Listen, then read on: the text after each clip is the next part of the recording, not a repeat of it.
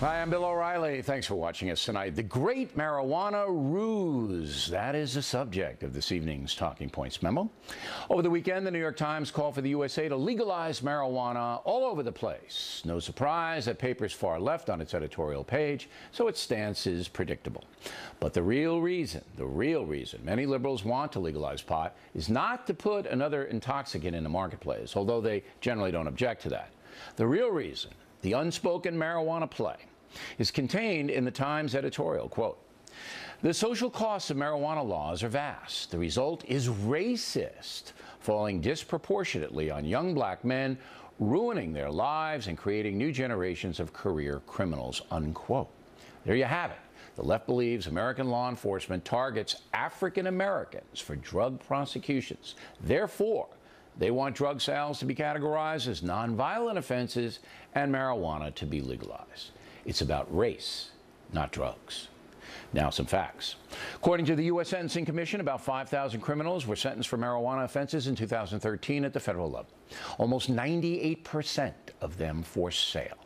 Average prison time, 41 months. And here's the kicker. 63% of those convicted on the federal level were Hispanic, just 11% black.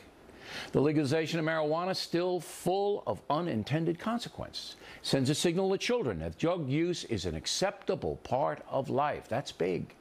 The Times says marijuana is not a gateway drug, that it does not lead to other drug use. That is false. According to a recent study by the Yale School of Medicine, adolescents who use pot or alcohol are 3 times more likely to abuse hard drugs than children who do not use intoxicants. As for the poor precincts in America, does it make any sense at all to make intoxicants more available in those places? Drug use and sales have devastated poor neighborhoods in this country. Let's take New York City, for example. In 1990, there were 2,245 homicides in this town, an average of 6 per day. In 2013, there were 335 homicides. So what happened? Under Mayor Rudy Giuliani, the New York City police cracked down on open drug use and sales. And those convicted of selling drugs are given much harsher sentences by the state of New York. No one disputes the murder rate was driven by the drug trade, as gangs shot it out all over the city. But now the left wants to go soft on drug use and criminal sentencing. Apparently, the New York Times and others want to go back to the good old days where there were 6 murders daily in the nation's largest city. That's just insane. Drug use is a public menace. It helps no one. Same thing with alcoholism.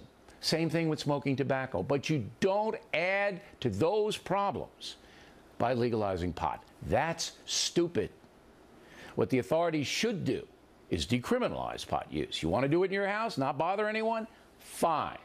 Go outside with a joint or a pipe, you pay a fine.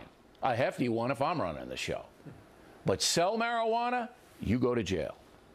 America used to have standards of behavior in public, but today they're collapsing all around us. And that's a